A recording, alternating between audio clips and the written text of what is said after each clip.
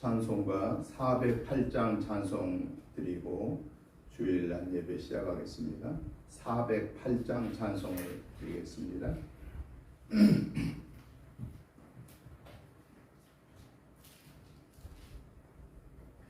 나 어느 곳에 있든지 늘 마음이 편하다. 주 예수 주신 평안어 늘 충만하도다. 나의 마음속이 늘 평안해. 나의 마음속이 늘 평안해. 악한 죄 파도가 많으나 마음이 늘 평안해. 내 마음에 솟는 영생수 한없이 흐르니 목마름 다시 없으며 늘 평안하도다. 나의 마음속이 늘 평안해. 나의 마음속이 늘 평안해. 악한 죄 파도가 많으나 마음이 늘 평안해. 참되신 주의 사랑을 영원치 못하네. 그 사랑 내 맘 여시고 소망을 주셨네. 나의 마음속이 늘 평안해. 나의 마음속이 늘 평안해. 악한 죄 파도가 많으나 마음이 늘 평안해. 주 예수 온갖 고난을 왜 몸소 당했나. 주 함께 고난 받으며 멸류관 없겠네. 나의 마음속이 늘 평안해. 나의 마음속이 늘 평안해. 악한 죄 파도가 많으나 마음이 늘 평안해. 아멘. 다 같이 묵도 드리심으로 주일날 예배 시작하겠습니다. 여호와여, 내가 주께 높일 것은 주께서 나를 끌어내사 내 원수로 하여금 나로 말미암아 기뻐하지 못하게 하심이니이다. 여호와 내 하나님이여, 내가 주께 부르짖음에 나를 고치셨나이다. 여호와여, 주께서 내 영혼을 수월에서 끌어내어 나를 살리사 무덤으로 내려가지 아니하게 하셨나이다.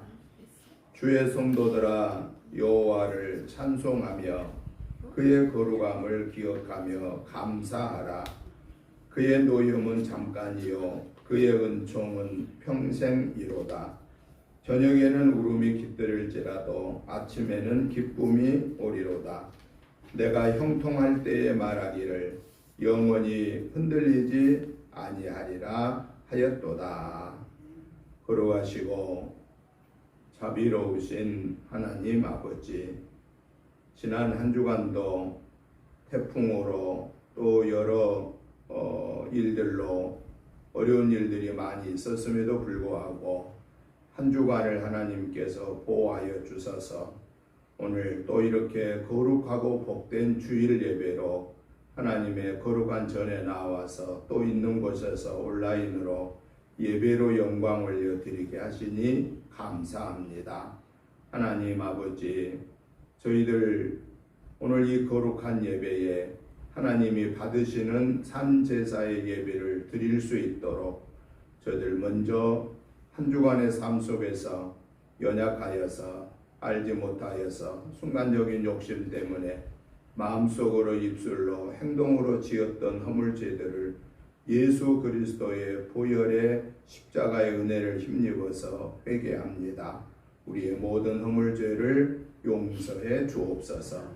이 시간 사함받은 하나님의 자녀로서 저들의 드려지는 예배를 통하여 하나님 아버지께서 영광 받아주시고 이 시간에 하늘의 복으로 땅의 복으로 풍성케 채워주셔서 이 한 주간을 오직 영원육이 승리하는 복된 삶이 되게 하여 주옵소서. 오늘도 주의 이름으로 모여 하나님 앞에 예배드리는 이 땅의 모든 교회들을 축복하여 주옵소서. 오늘 우리 은혜재단의 예배를 특별히 하나님 흡양하시고 복에 복을 더하시옵소서. 예배의 시종을 주께 의탁드리오며 예수님의 이름으로 기도드리옵나이다. 아멘. 다 같이 일어나셔서 찬송가 64장 찬송을 드리겠습니다.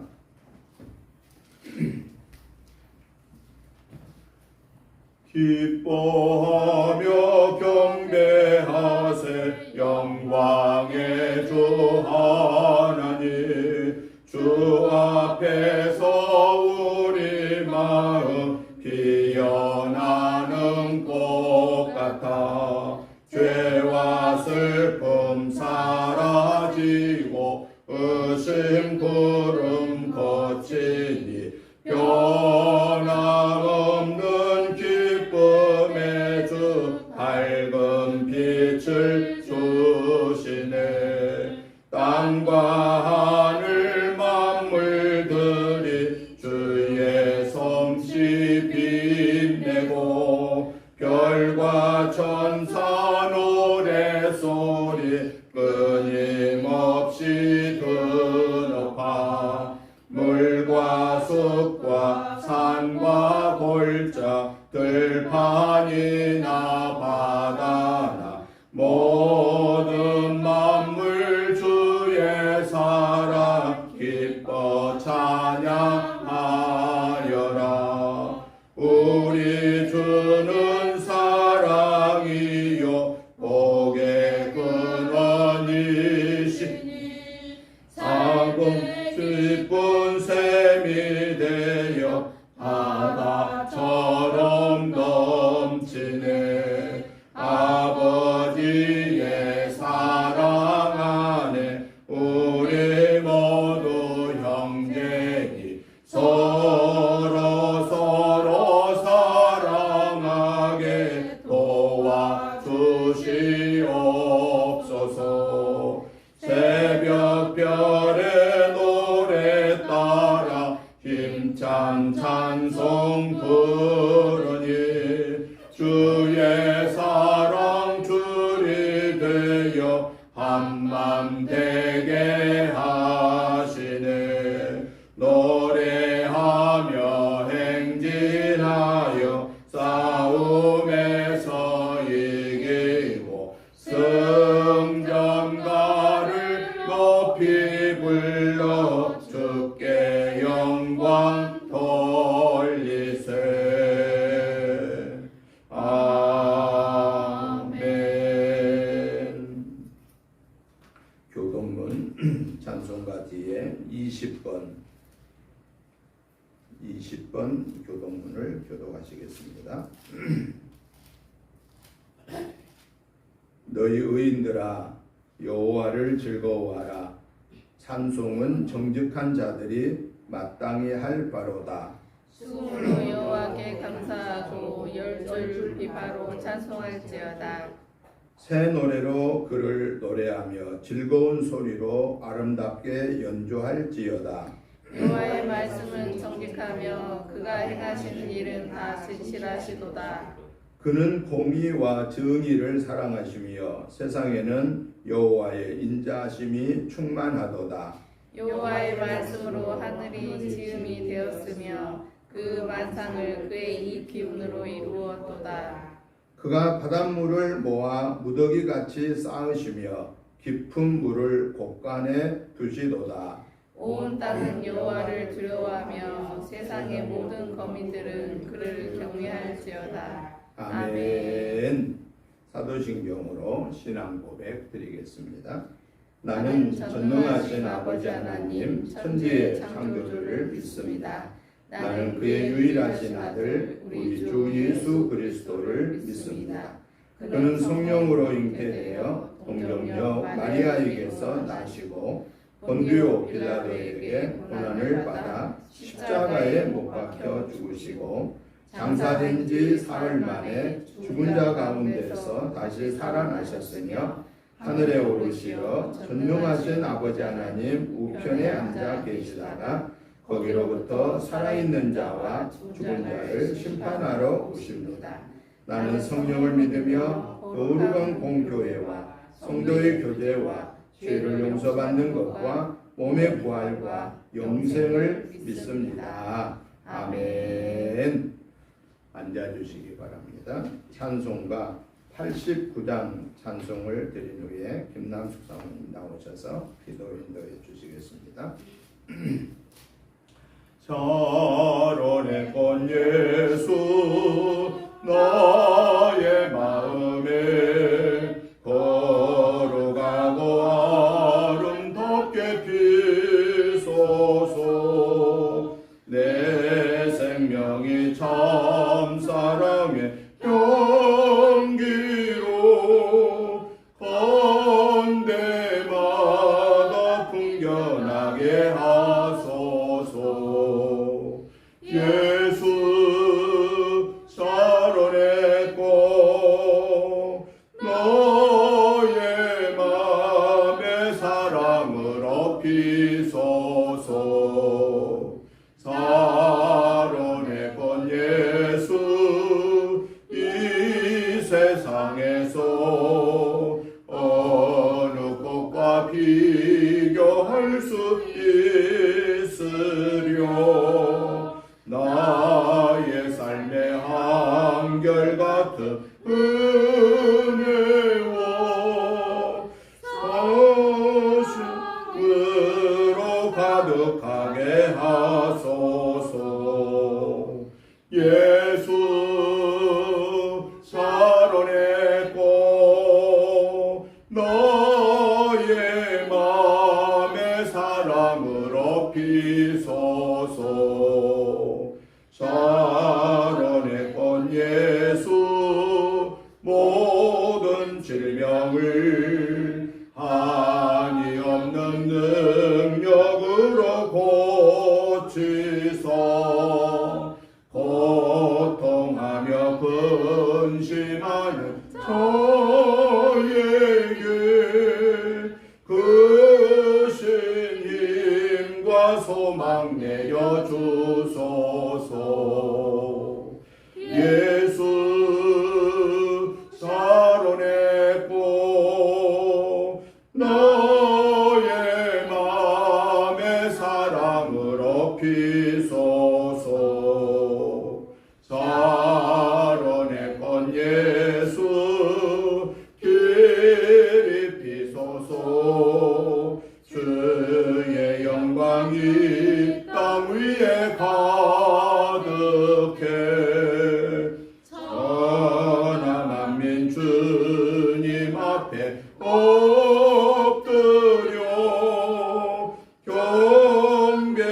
경배하며 영광 돌릴 때까지. 예수 사랑의 꽃 너의 맘에 사랑을 업히소서. 아멘.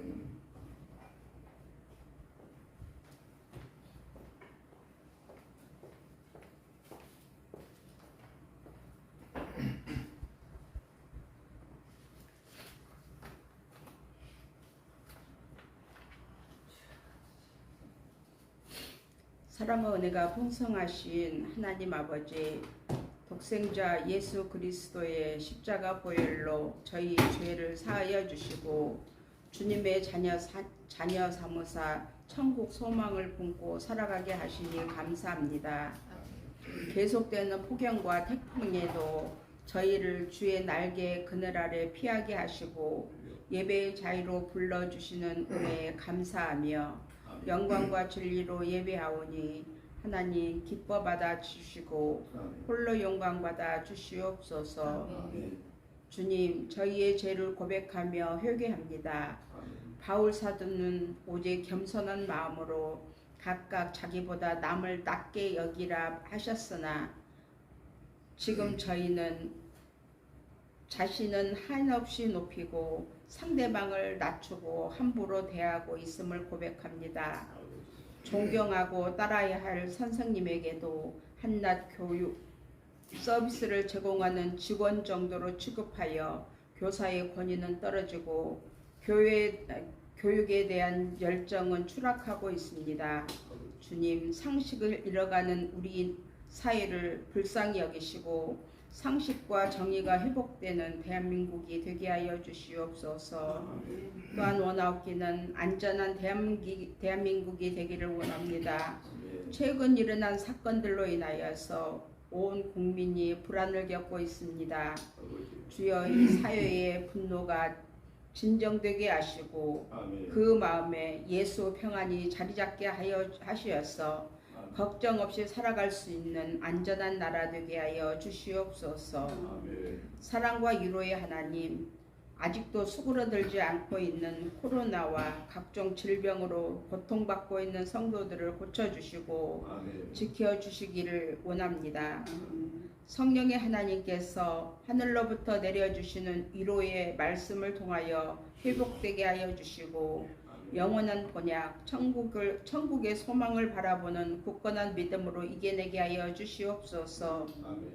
하나님을 시험하지 않도록 축복하시고 세월을 아껴 하나님이 기뻐하시고 온전하신 뜻이 무엇인지 깨달아 실천할 수 있는 살아있는 믿음 주시옵소서.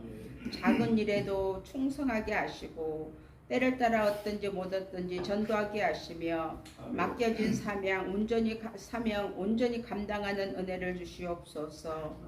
주님의 나라가 확장됨을 기뻐하게 하시고 하나님의 의가 이루어지는 것에 감사할 수 있게 하시옵소서. 믿는 자의 본이 되게 하시며 성도 세상에서도 빛이 되게 하여 주시옵소서. 은혜교회가 부흥하게 하시오며 말씀으로 충만하게 하시고 기도로 하늘 문을 여시어 헌신으로 주님 앞에 인정받게 하여 주시옵소서. 특히 영혼 구원을 위해 세우신 은혜교회를 기억하시고 오늘도 드려진 예배에 승리하게 하여 주시옵소서. 단위 세우신 목사님에게 성령의 두루마기를 입혀주시어 주님의 말씀을 대언하실 때 하나님의 음성을 듣고 하나님을 만나는 감격의 예배가 되게 하여 주시옵소서. 이 모든 말씀 우리 주 예수 그리스도의 이름으로 감사하며 기도드리옵나이다. 아멘.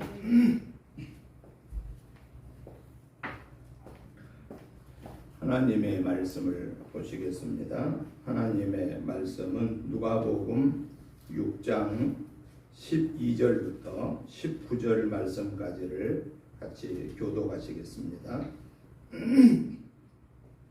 제가 먼저 보겠습니다.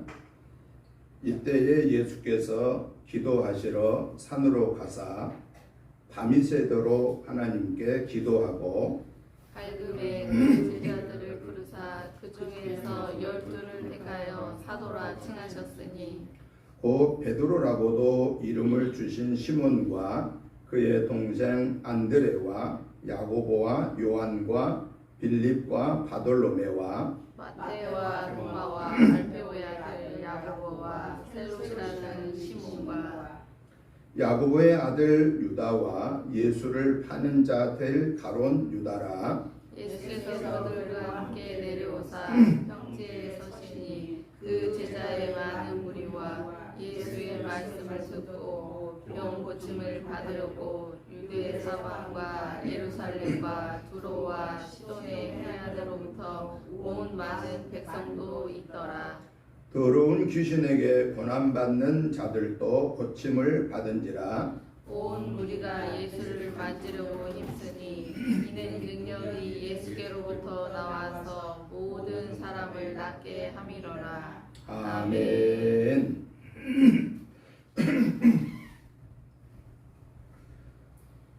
오늘 우리가 같이 교독하신 누가복음 6장 12절부터 19절의 말씀의 내용을 보면은 예수님께서 산에 오르셔서 밤이 새도록 기도하시고 날이 밝아서 제자들을 불렀을 때 예수님께 나온 자들 중에서 12를 택하여서 사도라라고 하는 칭함을 주셨다라고 말하고 있습니다.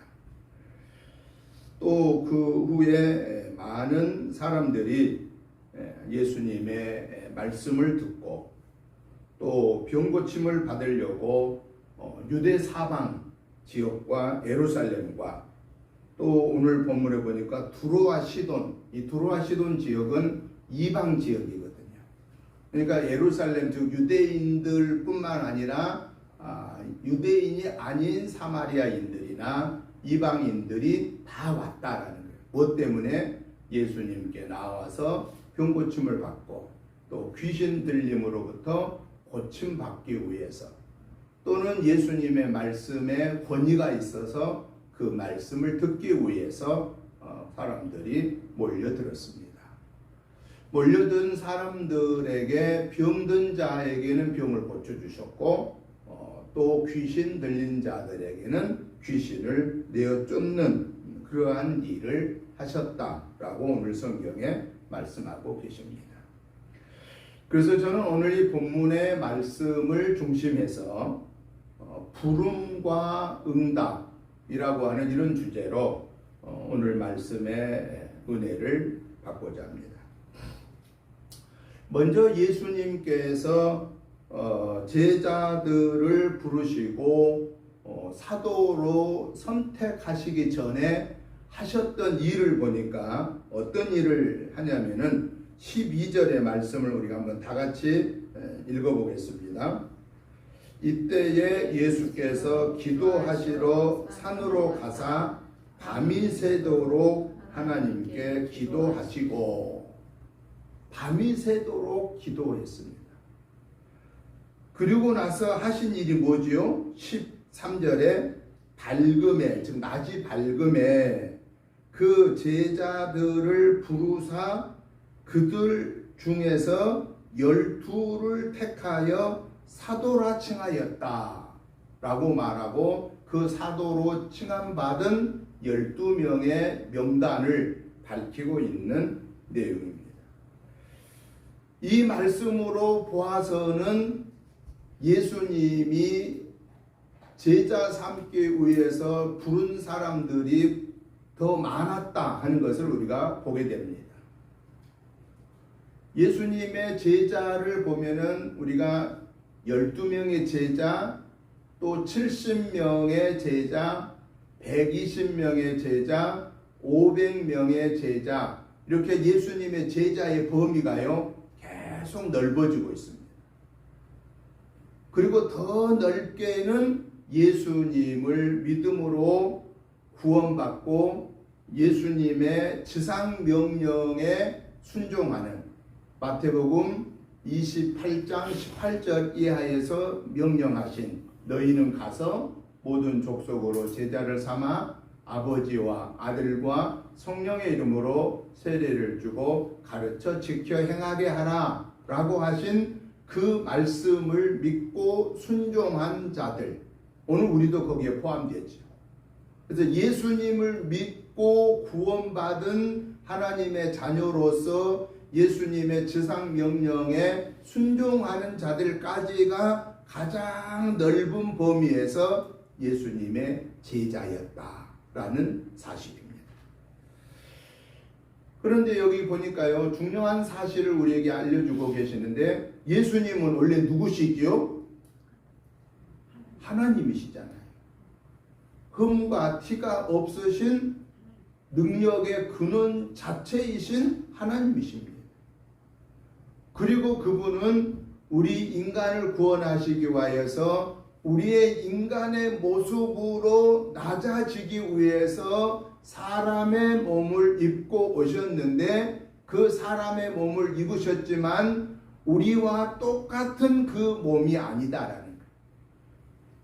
예수님도 피곤하셔서 주무시기도 하시고 예수님도 시장 가셔서 음식을 잡수시는 일을 하셨지만은 그러나 아담의 후손은 다 무슨 죄가 있었죠?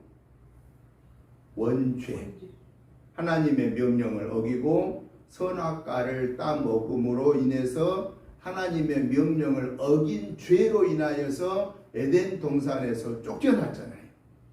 에덴 동산에서 살고 있었을 때 인간은 죽을 이유가 없었습니다.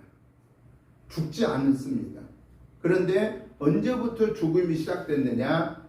죄가 들어와서 하나님 명령을 어기고 에덴 동산에서 쫓겨난 이후부터 그때부터 죽음이라고 하는 것이 시작되었다. 그러니까 죽음은 어디서부터 오느냐? 죽음은 하나님의 말씀을 거역한 때부터 죽음이 시작되었다. 그러면 다시 죽음을 이기고 살 수 있는 것은 또 어느 때부터 오느냐? 예수 그리스도를 나의 구원의 주로 영접하는 순간부터 삶이 주어진다라는 거죠. 그래서 예수님이 그랬잖아요. 누구든지 나를 믿는 자는 죽어도 살겠고 무릇 살아서 나를 믿는 자는 영원히 죽지 아니하리라. 그러니까 예수님을 통해서 죽고 사는 문제가 해결된다라는 거예요. 예수님을 영접하는 자는 아담의 이 유전의 죄로부터 사함받고 살게 되고 예수님을 나의 구원의 주로 영접하지 못한 자는 미안하지만 영생이 영원한 천국의 복락이 주어지지 못한다 라고 하는 것을 우리 예수님이 말씀해 놓으셨다라는 거예요.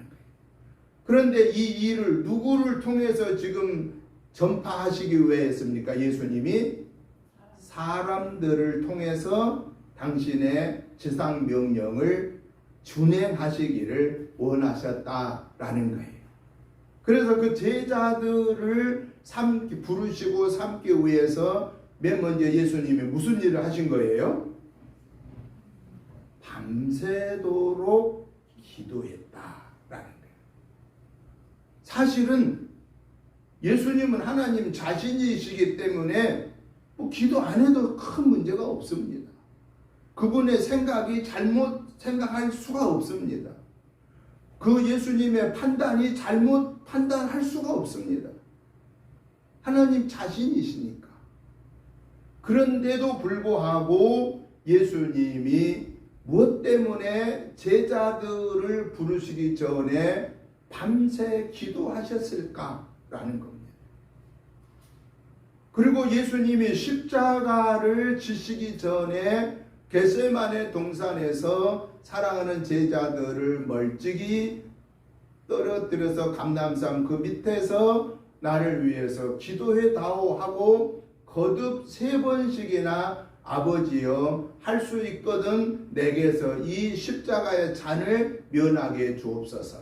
그러나 내 원대로 마옵시고 아버지의 뜻대로 하옵소서라고 3번씩이나 간절하게 예수님이 기도할 때 땀을 흘리면서 기도했을 때 그 땀방울이 핏자국 같은 진한 그러한 전심을 다하는 기도를 드렸을까라는 겁니다. 왜 그랬을까요? 예수님이 연약하여서 그랬을까요? 예수님이 생각이 잘못될까 봐서 그랬을까요? 여기서 우리에게 주신 말씀의 중요한 의미는 하나님의 일을 위해서는 뭘 먼저 해야 된다는 거예요? 기도를 우선해야 된다 하는 것을 말씀하고 계십니다. 왜 하나님의 일을 위해서 특별히 하나님의 일을 위한 사람을 선택하는 데 있어서 기도를 우선해야 된다고 그랬느냐? 인간의 인정에 끌려서 가서는 안 된다 하는 겁니다. 하나님의 일을 위해서는 인간의 그 정에 끌려서는 할 수가 없다라는 것이죠.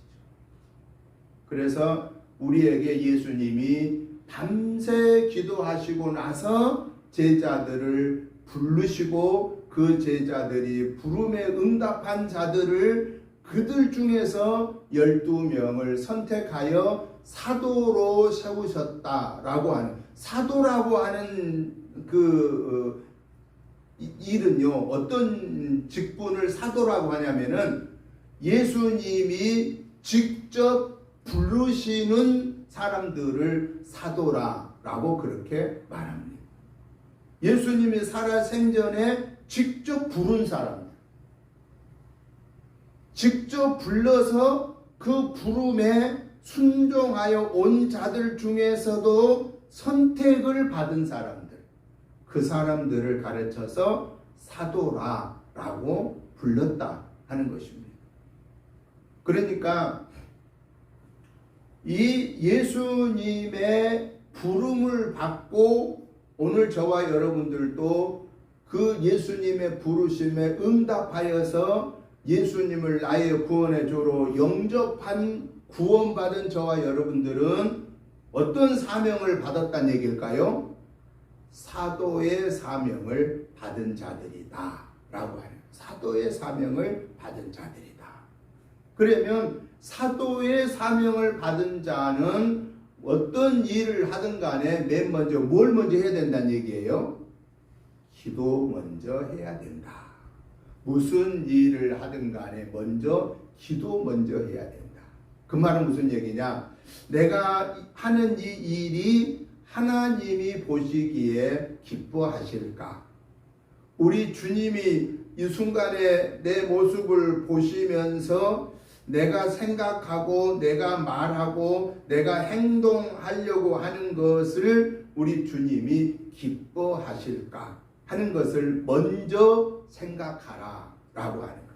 그 먼저 생각하는 과정이 뭐냐? 기도다 라고 하는 것을 말씀해 주고 있다라는 거예요. 여러분, 기도라고 하는 건 뭐지요?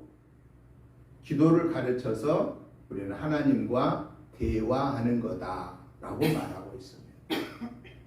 여러분, 요즘에는 대화가 별로 없습니다. 부부간에도 대화가 별로 없습니다. 자녀들하고도 대화가 별로 없습니다. 그 대화를 뭐가 다 뺏어갔어요? 이 핸드폰이라고 하는 스마트폰이 대화를 다 뺏어갔어. 옛날에 그 폴더폰, 옛날에 그 전화만 오고 받고 뭐 문자만 주고받고 하는 정도가 됐을 때는 그게 별로 큰 문제 없었어요. 왜냐면은 그냥 오는 전화만 받고 내가 하고 싶을 때 전화만 하고 또 문자만 주고받고 한 정도면 괜찮았어요. 근데 요즘 스마트폰이 워낙 잘 나와가지고 어때요? 온 정보를, 국내 정보뿐만 아니라 온 세계의 정보를 거기서 다 검색할 수가 있는 거예요. 그러니까 그냥 집에 있든 어디가 있든 간에 앉아 있든 서서 있든 어떤 사람들은 걸어가면서도 막 차가 다니는데도 그 건널목을 건너면서도 뭘 보고 가요? 이 스마트폰을 보고 가는 거. 그게 없으면 못 사는 줄 압니다. 여러분, 오늘 예배 끝나고 스마트폰 다 교회에다 제출하고 집에 가시오 그러면은 그러고 갈 사람이 몇 분이나 계실 것 같아요? 아이고 목사님 그거 안 돼요. 금방 9, 6년 전화도 올 수 있고요. 아주 저 그거 꼭 필요해요. 옛날에는 스마트폰 없을 때는 전화번호도 다 외웠어요. 완전 외울 필요가 없어. 다 스마트폰에다가 다 저장해 놓고 1번, 2번, 3번 번호만 누르면 탁탁탁 뜨잖아요. 이게 여기에 지금 노예가 되어 있다 보니까요. 앉아 있으면 그것뿐이에요. 여러분 식당에 가서도 보세요. 밤 나올 때까지 뭘 봐요? 다들 핸드폰 보고 있어요. 어떤 분은요 밥을 먹으면서도 그거 보고 있더라고요. 밥을 먹으면서도 그걸 보는 거. 그러다 보니까 가정에서도 대화할 시간이 없습니다. 여러분 우리가 하나님의 자녀로서 주님의 선택을 받은 사도의 사명을 감당하려고 하면은 가장 중요한 게 하나님과 먼저 대화를 해야 된다는 거예요. 대화가 뭐냐? 그게 기도다라고 하는 거예요. 하나님과 대화가 기도입니다. 자, 그리고 또 기도는 뭐냐? 영적으로 호흡하는 영적인 숨이다. 영적인 숨. 이걸 히브리어로 구약 성경 히브리어로 말하면은 루아흐라고 하는 말을 쓰고 또 신약 성경 헬라어로 말하면은 푸누마라고 하는 말을 씁니다. 이 호흡이라는 게. 자, 제가 시작 그럴 테니까 숨을 한 5분 정도 쉬지 마세요. 시작. 5분은 그냥 30초 견디기도 쉽지 않습니다. 왜냐하면 만약에 5분을 숨 안 쉬었다면 무슨 일이 벌어질까요? 죽는 경우가 생깁니다. 큰일 납니다. 여러분 우리가 이 숨 쉬는 데에는요 얼마나 민감하게 생각하고 우리가 숨을 쉽니까? 그런데 기도가 뭐라고 그랬다고요? 기도는 영적인 숨을 쉬는 거예요. 영적으로 숨을 쉬는 거예요. 그런데 참 우리 인간은 대단해요. 예수 믿는 사람들이 영적인 숨을 안 쉬고 육적인 숨만 쉬고도 잘 살아. 얼마나 이게 대단한 일이에요. 그러니까 결국은 뭐예요? 겉으로는 예수 믿는 사람인데 속 사람은 예수 믿는 사람과 거리가 먼 삶을 사는 경우가 많이 있다라고 하는 사실입니다. 그래서 우리가 겉과 속이 동일한 하나님의 자녀로 살려고 하면은 우리는 영적인 숨을 쉬는 기도하는 일을 쉬지 말아야 된다라는 것입니다. 그래서 바울 사도는 뭐라고 말했냐면요, 기도를 쉬는 것을 죄라고 그랬습니다. 기도를 쉬는 죄를 범하지 말이라라고 말씀하고 있다라는 것입니다. 여러분 우리가 육신 이 호흡을 안 하고 살기를 원한 사람은 얼마나 어리석은 사람입니까? 육적인 호흡을 잘해야 건강하듯이 영적인 호흡을 기도 생활을 잘해야 우리는 영적으로 건강한 사람이 될 수 있다라는 것을 하나님이신 예수님이 당신의 제자를 부르시고 선택하시기 위해서 그 첫 번째 기준을 기도에 두시더라 라고 말하고 있다라는 것입니다. 그뿐만 아니라 기도로서만 우리는 무장하면 안 됩니다. 우리의 믿음 생활은 이 기차의 두 레일처럼 한쪽은 기도, 한쪽은 말씀과 성령 충만입니다. 하나님의 말씀을 붙잡고 기도할 때 성령 충만한 역사가 나타납니다. 말씀이 없이 기도만 하면은요, 무슨 일을 잘못하면 빠질 수 있냐면은 신비주의적인 뭔가 보고 뭔가 들리는 것에만 우선하려고 하는 신비주의에 빠질 수가 있습니다.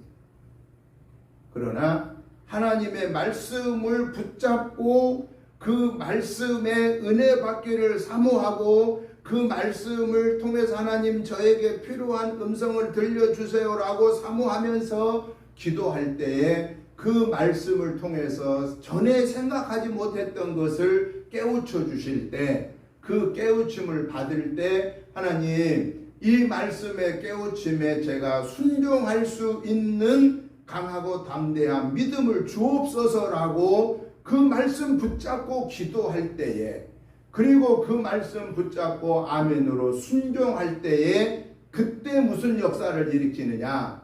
하나님의 기적의 역사를 일으키게 된다라는 것을 오늘 이 본문을 통해서 우리에게 가르쳐 주고 있다라는 것입니다. 그런 거로 하나님이신 예수님도 기도하고 제자를 선택했는데 하물며 연약한 오늘 우리 저와 여러분들이 구원받은 하나님의 자녀임에도 불구하고 우리는 순간순간 마귀의 유혹을 받고 흔들리고 넘어질 수가 있는 이 연약한 이 모습을 가지고 우리가 기도하지 아니하고 우리가 말씀 붙잡고 기도하지 아니하고 성령의 충만함을 받지 아니하고 주님의 제자의 사명을 감당할 수 없다라는 이 사실을 오늘 우리는 꼭 기억하고 오늘 이 본문을 통해서 하나님이 우리에게 주신 말씀대로 저와 여러분들은 주님의 선택받은 제자의 삶을 사는 자로서 사도성의 사명을 가지고 나아가기 위해서 기도와 말씀으로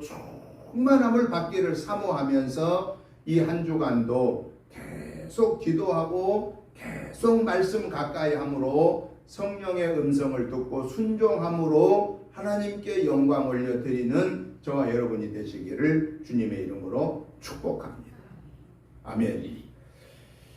자, 이제 두 번째 중요한 사실을 오늘 본문의 13절 이하에서 16절까지 말씀하고 계시는데 그건 뭐냐면은 제자로 예수님이 부르셨어요. 부르셨는데 그 중에서 몇 명을 선택했다고 그랬죠? 12명을 선택했다라는 거예요. 12명 밖에 없는데 12명을 택한 게 아니고 그 중에서라는 이 문맥을 보았을 때에 예수님이 부름받은 자들이 더 많았다라는 사실입니다. 예수님이 주로 다니시면서 어떻게 말씀하셨죠? 제자를 부를 때 나를 따르라 내가 너희에게 사람을 낚는 어부가 되게 하리라 라고 말씀했습니다. 대부분 예수님은 어떤 부류의 사람들한테 이 얘기를 하셨나요? 어부들. 왜냐하면 어부들한테 어부 얘기를 해야 쉽게 이해가 되지 않습니까? 그러니까 예수님이 얼마나 구체적으로 이 언어까지도 사용했던가를 보게 됩니다. 그래서 우리 예수 믿는 사람들이 복음을 증거할 때도요, 기억해야 될 것은 뭐냐면은 내가 복음을 전하는 상대방이 어떤 언어를 좋아하는가 하는 것에 우리가 거기까지 관심을 가지고 그 언어를 사용해야 된다는 거예요. 왜냐? 복음이 효과적으로 증거되기 위해서는 그분이 이해하기 쉬운 말을 써야 되잖아요. 그분이 어떤 것에 관심이 있는가, 그 관심에 대한 것을 우리는 알고 그 관심이 있는 것으로 접근해 가야 된다라는 겁니다. 그래서 우리가 가지고 있는 이 성경이 우리는 한글로 되어 있으니까 성경에 한글로 쓰여졌나 보다 이렇게 모르는 분은 생각할 수가 있어요. 그런데 원래 성경이 한글로 쓰여진 게 아닙니다. 구약 성경은 뭘로 쓰여졌다고 그랬어요? 구약 성경은 히브리어로 써졌습니다. 신약 성경은 뭘로 써졌다고 그랬어요? 헬라어로 써졌습니다. 그런데 이 헬라어도요, 학문적인 헬라어가 있고요, 일반 통용되는 그냥 언어적인 헬라어가 있는데요, 우리가 가지고 있는 이 신약 성경이 기록된 그 헬라어는 어떤 헬라어를 사용했냐면요, 아주 평범한 모든 사람들이 다 이해하기 쉬운 헬라어를 사용했다라는 거예요. 여러분, 우리 한국말이지만은, 우리 대한민국의 이 한국말이지만은 사람들에 따라서 말하는 게 쉬운 말로 오는 경우도 있고 어려운 말로 오는 경우도 있어요, 없어요? 있습니다. 여러분들 혹시 그 법원에서 판사가 또는 검사들이 그 논고를 하는 검사의 논고, 변호사의 변론서, 판사의 판결문을 혹시 접해본 적이 있나요? 그분들이 쓴 언어를 보면은요, 우리가 쓰는 언어하고 한글은 똑같은 한글인데 이게 무슨 말이지? 잘 못 알아들을 말이 너무 많습니다. 너무 많아. 그 말은 무슨 얘기예요? 법정에서 검사와 변호사와 판사가 사용하는 언어가 한국어인데도 불구하고 우리 일반인들은 잘 못 알아듣는 그런 글입니다. 여러분, 한문으로 글을 써놓으면은 그 한문을 읽는 사람들의 그 사람에 따라서, 그 능력에 따라서 한문을 해석하는 게 다르게 해석합니다. 똑같은 한문인데도 불구하고. 이만큼 언어라고 하는 것이 중요한데요. 바로 성경은 특별히 예수님 시대에 주어진 이 신약 성경은 아주 쉬운, 모두가 다 이해하기 쉬운 그러한 말씀으로 주어졌다라는 것이죠. 그래서 우리가 복음을 증거할 때도 역시 가장 쉬운 단어로, 또 가장 관심을 상대방이 갖고 있는 그 모습으로 우리가 접근해야 된다. 복음을 제시해야 된다라고 하는 것을 교훈해 주고 계십니다. 자, 오늘 저와 여러분에게 주어진 특권이 뭐냐? 제자로 불렀어요. 돌아다니면서 나를 따르라. 내가 너희로 사람을 낚는 어부가 되게 하리라. 그랬더니 막 몰려들었습니다. 많이 몰려들었는데 그 중에서 몇 명을 택했다고 그랬어요? 12명을 택했다고 했어요. 그런데 12명이 택함 받은 자에게 주어지는 그 특별한 특권이 있는데 오늘 성경의 13절을 한번 같이 읽어보겠습니다. 시작. 13절 시작. 밝음에 그 제자들을 부르사 그 중에서 12를 택하여 사도라 칭하셨으니. 누구라고 칭했다고 그랬어요? 사도라고 칭했다고요. 사도.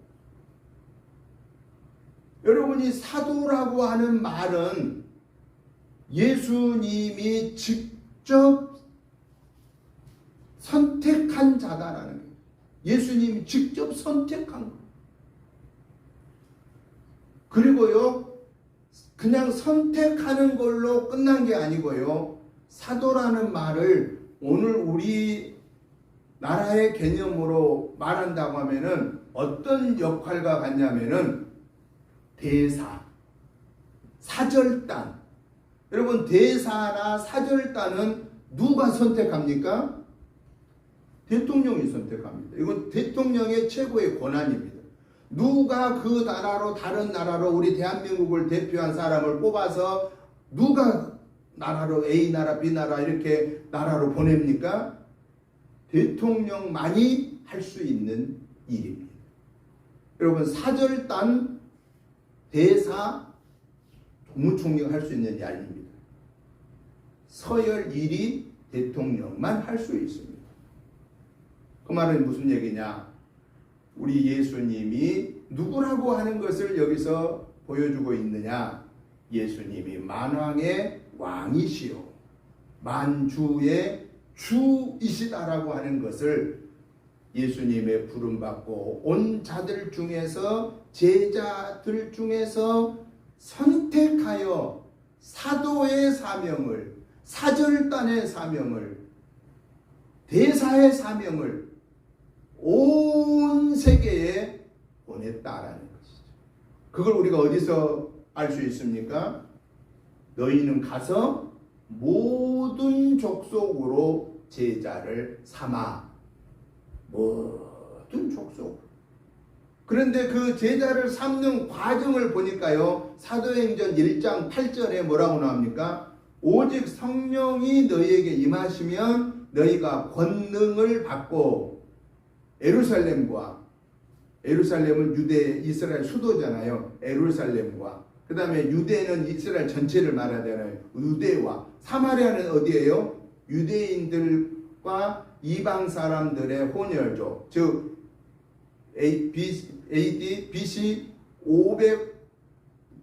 586년 또 722년 아스리아에 의해서 북이스라엘이 멸망했을 때 586년 바벨론에 의해서 남유다가 멸망했을 때 남유다는 솔로몬의 후예들이고 솔로몬 왕의 르호보암의 후예들이고 북이스라엘의 10개 지파는 솔로몬의 왕 충신이었던 여로보암이 나라를 쪼개놔가지고 거기 가서 북이스라엘을 만들었던 나라입니다.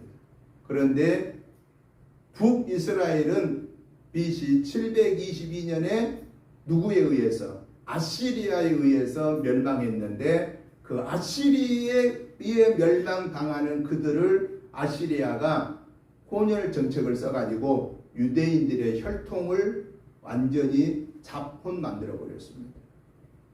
그런데요, 놀라운 사실은 역시 좀 늦게 586년에 이스라엘이 남유다가 BC가 아니고 AD죠. AD 586년에 남유다도 역시 망했어요. 어디한테? 바벨론한테 망했어요. 망했지만은 그 바벨론은 혼혈 정책을 쓰지 않습니다. 이스라엘의 혈통을 인정해주고 그대로 유지하고 있다가 70년 만에 다시 예루살렘으로 돌아오게 됩니다. 그러다 보니까 이스라엘은 이제 두 세력이 들어와 있는 거예요. 나중에 다 돌아와서. 그래서 이스라엘 이 바벨론에 갔다가 남유다 지파 사람들이 정통 유대인으로서 북이스라엘의 사람들을 혼혈된 사람들을 완전히 사람 취급을 해주지 않는, 그래서 그 사람들에게 붙여진 이름이 사마리아, 혼혈족 사마리아인이었다라는 거예요.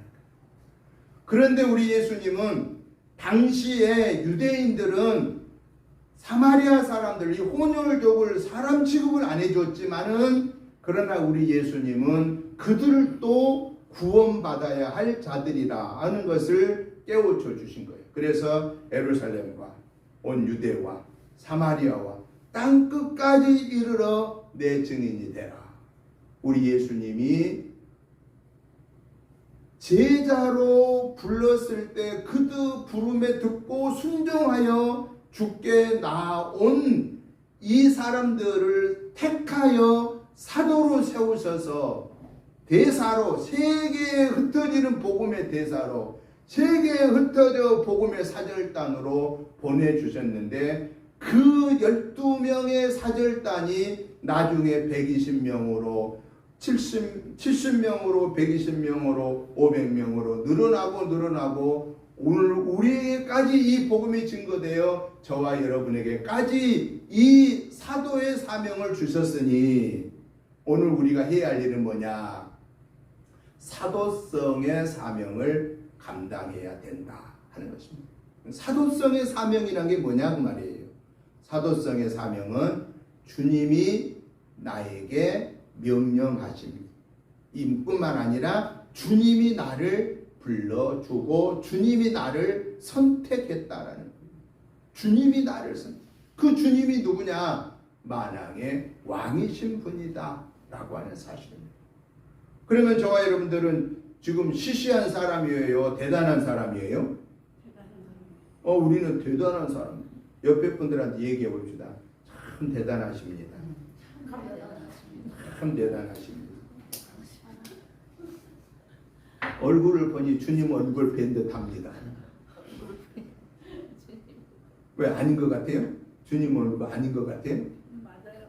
여러분, 저와 여러분들은요, 뭐 인간적으로는 사람들이 우리를 뭐 대단하게 안 여겨줄 줄 모르지만은 하나님 앞에서 우리는 대단한 존재입니다. 왜? 하나님의 일을 위해 파송받은 사절단이에요. 하나님의 만왕의 왕이신 하나님에 의해서 주님에 의해서 선택받은 대사다 그 말이에요. 대사. 하나님의 나라 대사들이에요. 우리는. 그러면 대사는 어떻게 살아야 되겠어요? 시시하게 살아야 되겠어요? 대사는 대사답게 권위를 가지고 살아야 됩니다. 그리고 구별되게 살아야 돼요. 대사가 막 시시하게 막 돌아다니면 되겠어요? 대사가 막 함부로 막 말하면 되겠어요? 대사가 함부로 살면 그 나라 국격이 떨어지는 겁니다. 대사는 그 나라의 대표적인 일을 맡고 다른 나라에 가서 일을 하는 사람입니다. 저와 여러분들은 하나님의 나라 대사라는 사실을 깨닫고 우리는 하나님 앞에 그렇게 귀중한 존재라고 하는 것을 우리는 잊어버리면 안 된다라는 거예요.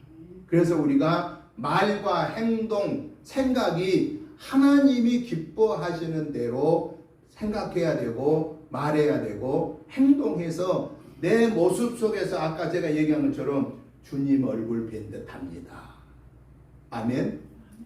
우리 믿는 성도들은 주님 모습 뵌 듯합니다. 얼굴 보니까 주님 모습 뵌 듯합니다. 교회 와서만 보니까 주님 얼굴 뵌 듯합니다. 그런데 집에 가 보니까 주님 얼굴 안 보여. 그럼 돼야 안 돼요? 그러면 안 된다 그 말이에요. 그러니까 오늘 우리는 지금 교회 안에서 주님 얼굴 뵌 듯합니다 이렇게 얘기했어요. 그러면 집에 가서도 주님 얼굴 뵌 듯 해야 돼요. 그러면 결국 우리 마음이 바뀌어야 되는가 안 바뀌어야 된다는 얘기예요. 교회에서 가진 그 마음이 바뀌면 안 된다. 집에서 가진 그 마음이 내일부터 또 다시 월요일부터 여러분의 일터에서 역시 주님의 대사의 마음이 바뀌면 안 된다라고 하는 사실입니다. 그러기 위해서는 우리가 어떻게 해야 되겠습니까?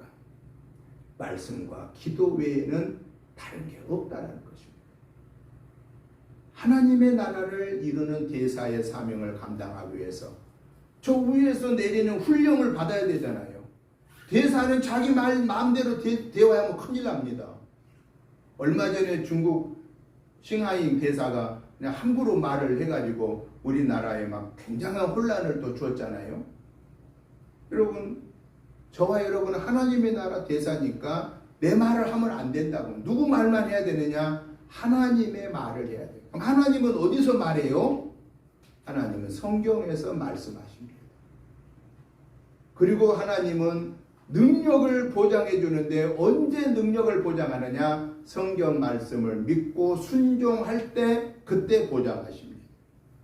그런 거로 저와 여러분들은 하나님의 나라의 대사로서 사절단으로서의 사명을 감당하기 위해서 말씀을 붙잡고 기도하고 순종할 때 하나님이 보낸 대사의 그 능력을 드러냄으로 인하여서 하나님께 영광 올려드리고 우리는 그 하나님의 존귀한 도구로만 쓰임받는 대사의 사명이 저와 여러분의 사명이 되시기를 주님의 이름으로 축복합니다.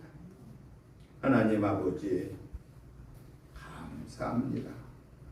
하나님의 은혜로 한 주간을 승리하게 하셔서 감사합니다.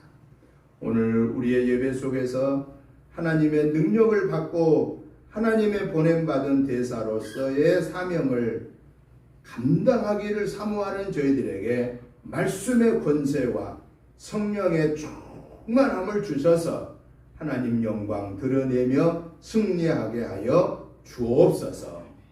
예수님 이름으로 축복하오며 간절히 기도드리옵나이다.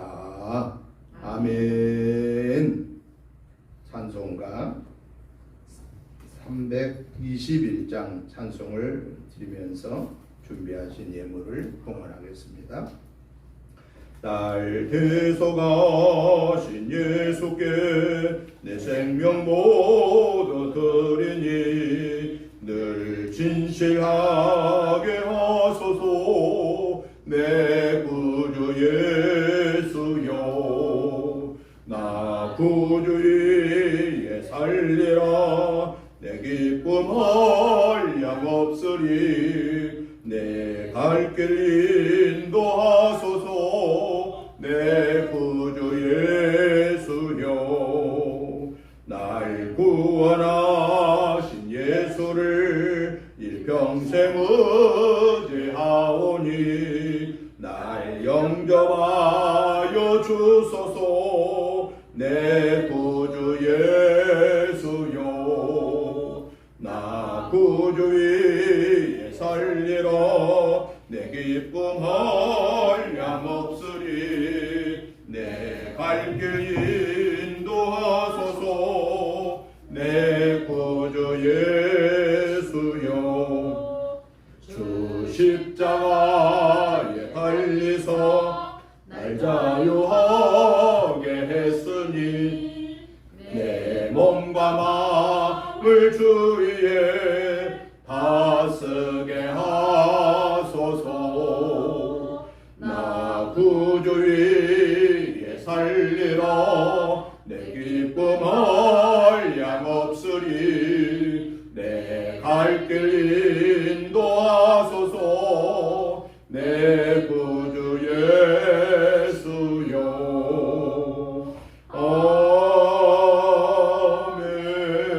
아멘.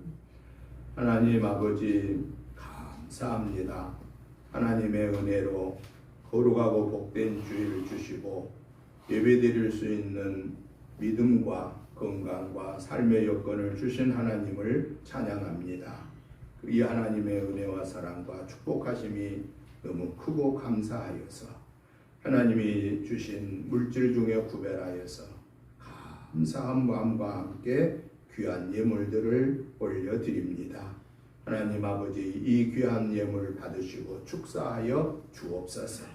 그래서 우리 은혜재단에서 전도하고 선교하고 구제하고 양육하는 사명을 감당하여 하나님의 나라를 이 땅에 온전히 이루어 가게 하시고 국내 전도뿐만 아니라 세계 선교에 주어진 목도 감당할 수 있도록 복에 복을 더하여 주옵소서. 특별히 이 귀한 예물을 드리는 사랑하는 성도님들 개인, 가정, 직장, 상업, 자녀손을 복내려 주시고 늘 풍성케 하여 주시고 하나님 앞에 예물을 드릴 때마다 감사 감격함으로 드릴 수 있는 강하고 담대한 믿음을 주시고 체험의 은혜를 허락하여 주시옵소서. 예수님 이름으로 축복하오며 간절히 기도드리옵나이다. 아멘. 광고 말씀을 드립니다. 주보 뒷면을 참고해 주시기 바랍니다. 이번 주 새벽은 말씀은 역대하 3장부터 매주 한 장씩 보시고 묵상해 주시고요. 가정 예배서를 가지고 가셔서 매일 예배에 함께 동참해 주시기를 부탁을 드립니다. 우리 전교인 1일 수련회가 이번 주 토요일 8월 19일 토요일 있는데 교회에서 9시쯤에 출발하겠습니다. 교회로 같이 참여해 주시기를 바랍니다. 8월 선교 헌신 예배는 마지막 주일에 27일에 있겠습니다. 기도해 주시고요. 코로나가 아직도 끝이 나지 않고 있는데 여러분들 꼭 잘 살펴주셔서 건강 항상 잘 지켜주시기를 부탁을 드립니다. 이제 우리 다 같이 일어나셔서 찬송가 353장 찬송을 드린 후에 축도드림으로 주일날 예배를 마치겠습니다. 353장 찬송 드리겠습니다. 십자가 분병되어서 예수를 따를 때 무서워하는 마음으로 주모른 채 할까. 나의 주 그리스도 나를 속량했으니 나 십자가를 벗으는 저 멸류관 쓰리 4절 부릅니다. 나 멸류관을 쓰려고 몸 바쳐 싸울 때 주 내게 용기 주시사 이기게 하시네. 나의 주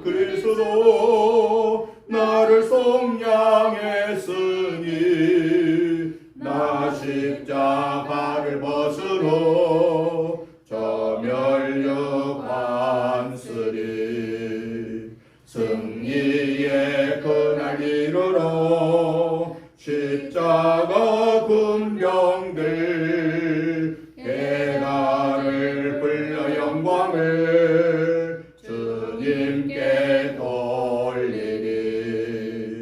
나의 주 그리스도 나를 속량했으니 나 십자가를 벗은 후 저멸류 관쓰리. 이제는 우리 주 예수 그리스도의 크신 은혜와 아버지 하나님의 지극하신 사랑하심과 성령님의 감동 감화 충만한 역사하심이 제자로 부르시고 그 중에 선택하여 사도의 사명을 받고 천국의 사도로서 천국의 사절단으로 우리를 보내시고 우리의 이 위치에서 주어진 사명을 감당케 하신 성령의 강권한 하나님의 역사하심이 오늘 이 사명을 감당하고 충성하겠습니다 하고 다짐하는 저희들과 가정과 자녀손들과 직장 생업과 우리 은혜재단과 이 지역과 나라와 민족의회와 세계선교지에서 이 사명을 감당하며 죽도록 충성하는 선교사님들과 그 가정들 위에 이제부터 영원토록 함께 계시옵기를 간절히 축원하옵나이다. 아멘.